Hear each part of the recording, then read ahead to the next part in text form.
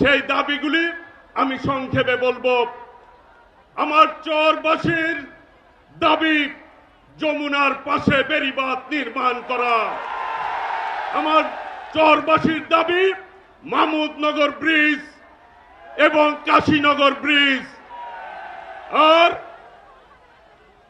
করটিয়া সাদত বিশ্ববিদ্যালয়, যেই বিশ্ববিদ্যালয় আমাদের আদর্শের জনক শহীদ রাষ্ট্রপতি জিয়াউর রহমান সরকারি করেছিল, সেটির পূর্ণাঙ্গ বিশ্ববিদ্যালয় চায় টাঙ্গাইলের জনগণ। এই টাঙ্গাইলের জনগণ ঢাকার পাশে টাঙ্গাইল অবহেলিত। আজকে আমাদের একটি ইকোনমিক্যাল জোন প্রয়োজন রয়েছে। আমাদের বেড়িবাঁধ হলে পর্যটন কেন্দ্র আমাদের দাবি রয়েছে। আর এই টাঙ্গাইলের ঢাকার পাশে টাঙ্গাইল, মাঝখানে গাজীপুর, টাঙ্গাইল পৌরসভা 18টি ওয়ার্ড, অনেক বড়। এইটা দয়া করে আল্লাহর রহমতে আপনি বাংলাদেশের জনগণের ভোটে প্রধানমন্ত্রী হবেন ইনশাআল্লাহ। কাজেই এই টাঙ্গাইল পৌরসভাকে সিটি কর্পোরেশন ঘোষণার দাবি রয়েছে টাঙ্গাইলের জনগণ।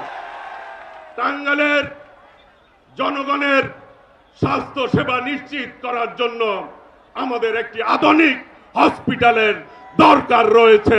প্রিয় ভাইরা, এই হচ্ছে টাঙ্গাইলের জনগণের দাবি। আমার নেতা, আমার অভিভাবক, বিএনপির চেয়ারম্যান দেশ নায়ক তারেক রহমানের কাছে আমার আবেদন, নিবেদন, টাঙ্গাইলের জনগণের পক্ষ থেকে ইনশাআল্লাহ বিএনপি নির্বাচিত হলে সবকটি বাস্তবায়ন হবে আল্লাহর রহমতে।